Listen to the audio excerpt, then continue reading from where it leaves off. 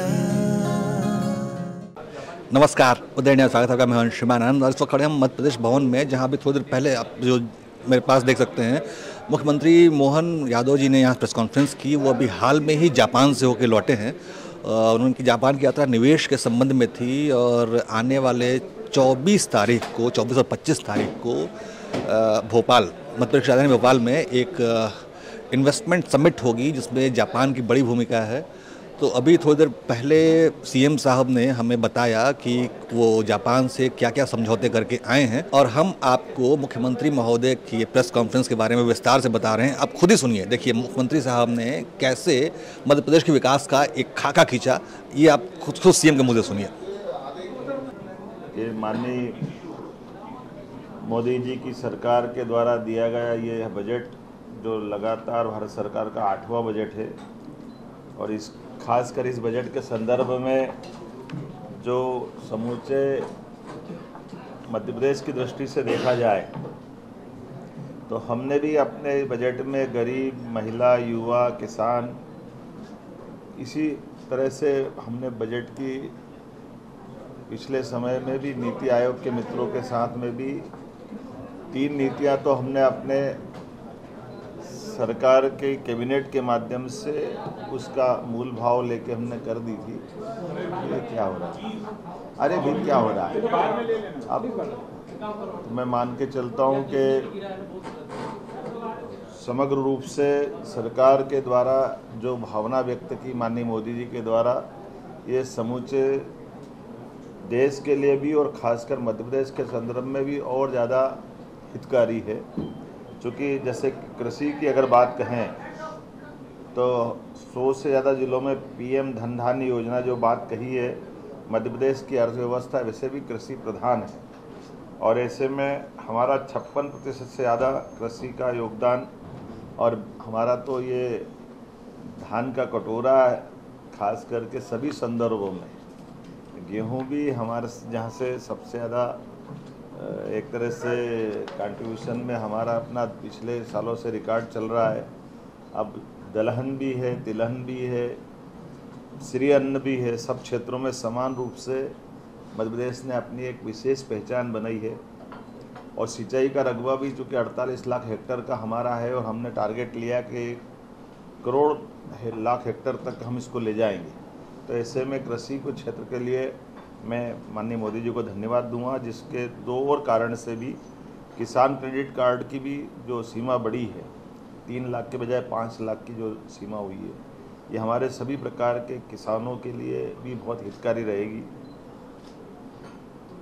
MSME में भी 15.90 lakh MSME पंजीकृत है, जिसमें 43 लाख लोग रोजगार पा रहे हैं। और अब जो इसकी क्रेडिट गारंटी को भी 5 करोड़ से 10 करोड़ करने का जो निर्णय किया है, इसका लाभ भी मध्य प्रदेश को मिलेगा। और हमने तो अपना अभियान लगाया हुआ है पिछले समय से, रीजनल इंडस्ट्री कॉन्क्लेव करते हुए 7 रीजनल इंडस्ट्री कॉन्क्लेव हमने ऑलरेडी की हुई है। और इस साल को तो उद्योग वर्ष के रूप में ही हमने डिक्लेयर किया है। 24-25 फरवरी को खास करके ये मान के चलो कि ग्लोबल इन्वेस्टर समिट जो होने वाली है, उसका लिए हमारे लिए ये एक तरह से नया बूस्टअप का काम करेगा। वर्तमान का बजट, जिसके माध्यम से नए उद्योगपतियों को 2 करोड़ तक का कर्ज का प्रावधान किया गया है, स्टार्टअप को भी 10 से बढ़ाकर 20 करोड़ किया है, 27 प्रमुख क्षेत्रों में ऋण की गारंटी का शुल्क को 1% कम किया है, उद्यम पोर्टल पे भी 5 लाख की सीमा वाले को लिए विशेष अनुकूल क्रेडिट कार्ड शुरू हुआ है। जल जीवन मिशन भी इसी प्रकार से लाभकारी है। हमारे यहाँ 2028 तक जल जीवन को जो जोड़ा है, जिसके माध्यम से 36 लाख से ज़्यादा लोगों को हम भी इस दायरे में लेकर के मध्य प्रदेश को 100% तक ले जाने की दिशा में आगे बढ़ेंगे। ऊर्जा के भी इसी प्रकार से हमारे जो 2047 तक का 100 गीगावाट परमाणु ऊर्जा का जो लक्ष्य रखा है, उसमें मध्य प्रदेश की अपनी बड़ी भूमिका रहेगी। मैं मान के चलता हूँ कि कई सारे ऐसे सेक्टर जिस पे काफ़ी देर तक मैं बात कर सकता हूँ। टूरिज़्म का है,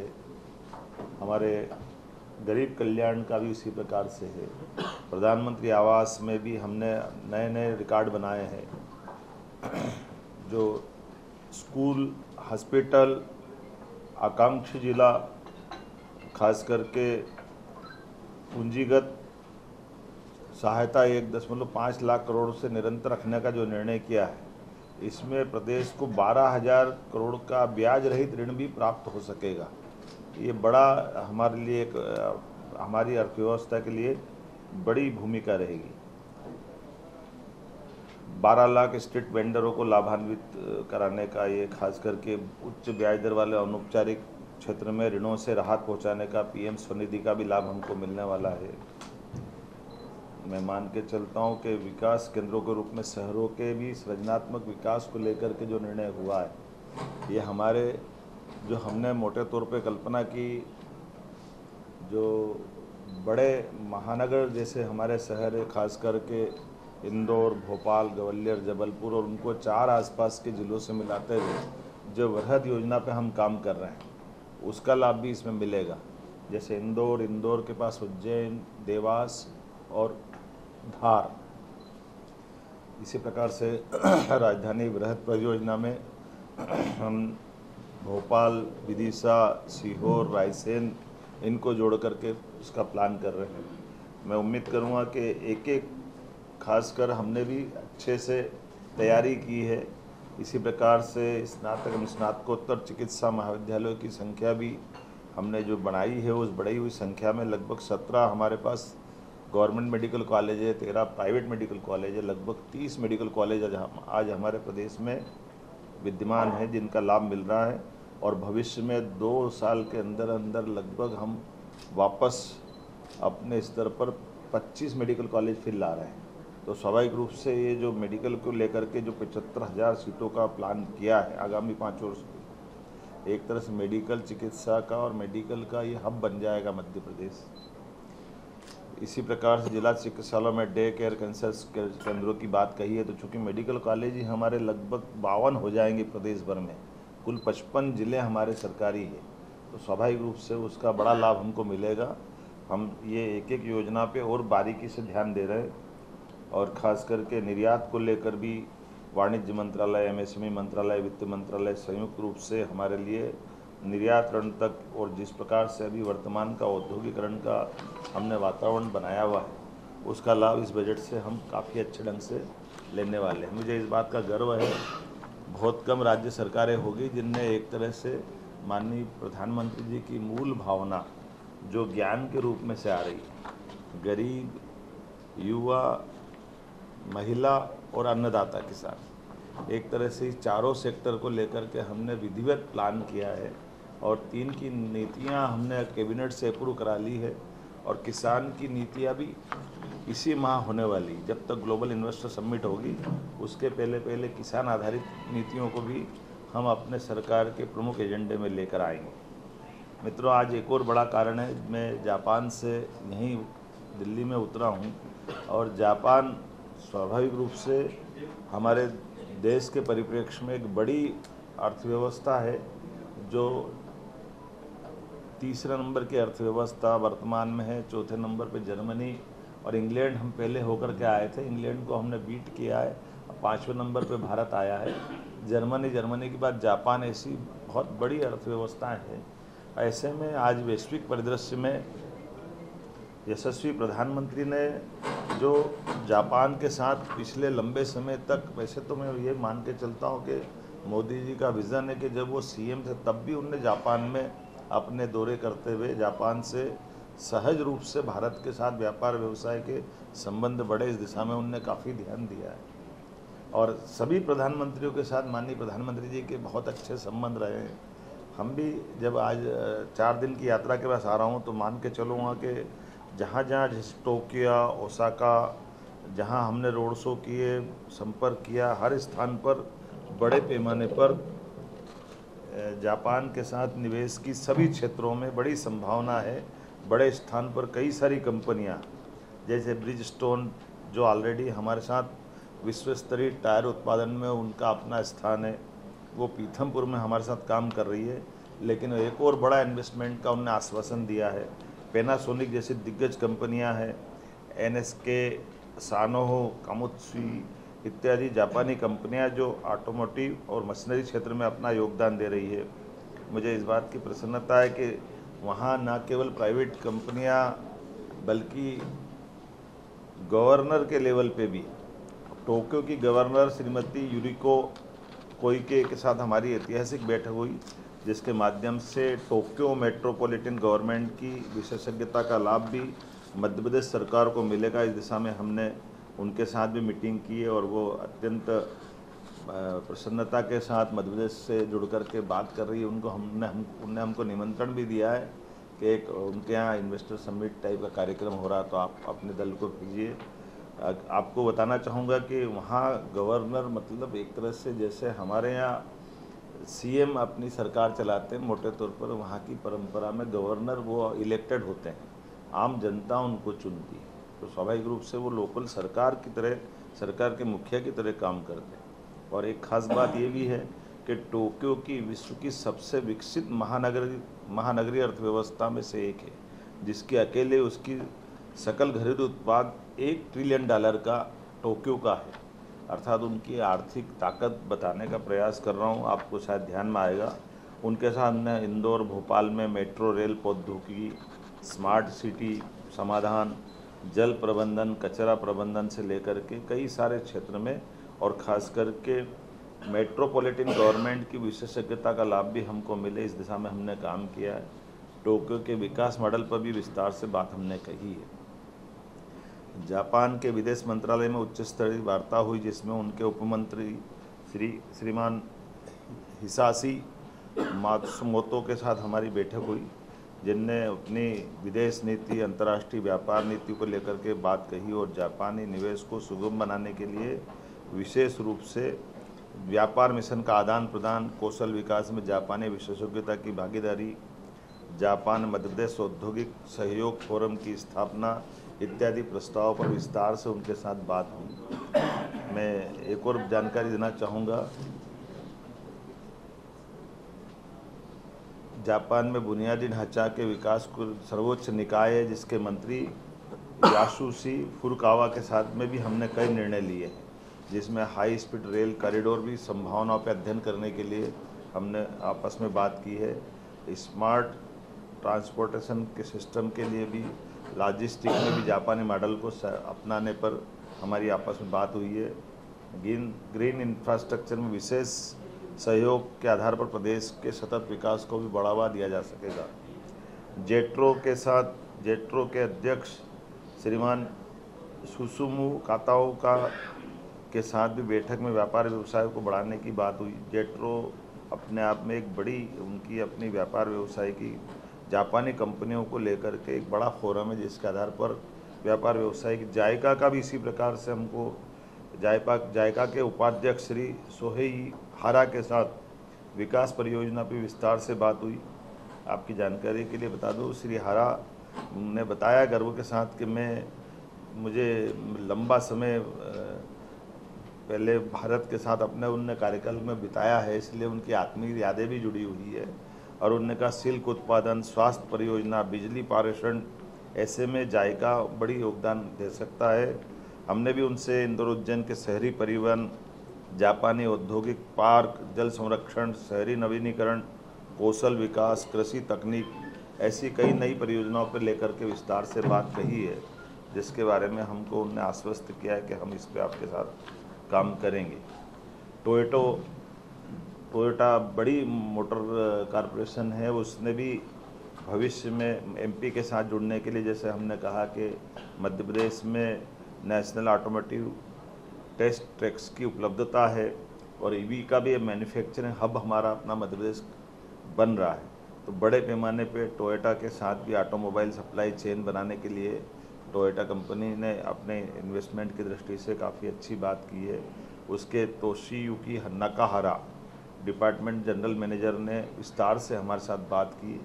जिसमें भविष्य की संभावना, जैसे ब्रिज स्टोन के बारे में मैंने बताया, ये बड़ी टायर कंपनी है और उसके वैश्विक सीईओ श्री सुइची इशिबाशी ने हमारे साथ मीटिंग की है और नई उत्पादन लाइन, R&D सेंटर, कौशल विकास और न केवल रोजगार सृजन बल्कि ऑटोमोटिव सेक्टर के पूरे इकोसिस्टम को वो मजबूत करने के लिए हमारे साथ जुड़ने को तैयार है। सिस्मेक्स के साथ भी जापान की मेडिकल टेक्नोलॉजी वाली कंपनी के साथ में विस्तार से बात हुई है। जैसे आपकी जानकारी के लिए बता दूं, सिस्मेक जो एशिया पैसिफिक में मजबूत उपस्थिति रखता है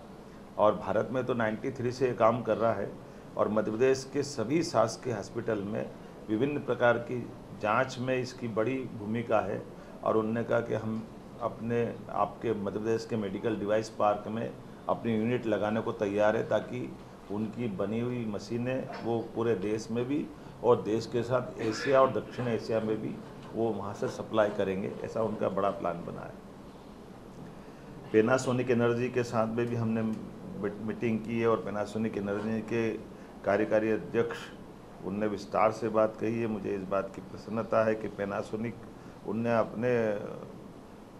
वैश्विक मॉडल पर भविष्य की संभावना वाले राज्यों में से और भविष्य की संभावना वाला देश उनका,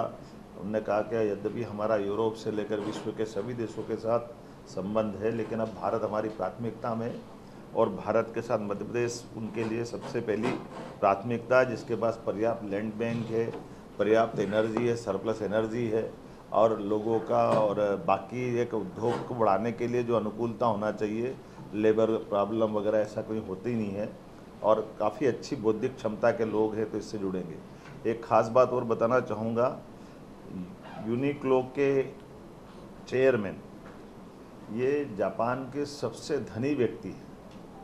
और इनकी फास्ट रिटेलिंग के चेयरमैन तदाशी यात्री ये हमारे लिए थोड़ा अपने लिए विशेष समय निकाल कर भी आए और ख़ास करके उन्होंने इतने बड़ी व्यक्ति, हम एक कार्यक्रम से दूसरे कार्यक्रम में तो 40 मिनट वेट करके वो गए और उन्होंने कहा कि मुझे इस बात की प्रसन्नता है कि मध्य प्रदेश के साथ जुड़ कर के रेडीमेड के मामले में और ख़ासकर कपास की खेती को लेकर के तो नैनो टेक्नोलॉजी, उन्नत सामग्री, तकनीकी वस्त्रों के निर्माण तक ऐसे कई सेक्टर में बड़े पैमाने पे वो निवेश कर रहे हैं और एक कंपनी को और भी ला रहे हैं। उस कंपनी के बारे में जब हमने कहा कि वो कंपनी एनर्जी सेक्टर में भी जाती है तो उन्होंने कहा आप अब एनर्जी की बात मत करो, केवल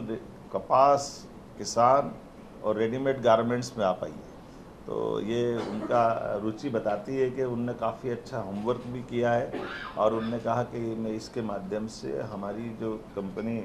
दुनिया भर में, आपकी जानकारी के लिए फोर्ब्स और इनकी सारी सूची में वो नंबर 1 पे आते हैं, ऐसे में बड़ा नाम उनका है, वो हमारे साथ जुड़ रहे हैं। एबारो कॉरपोरेशन, नितोरी होल्डिंग्स, नाम तो बहुत सारे हैं, मैं भी आपको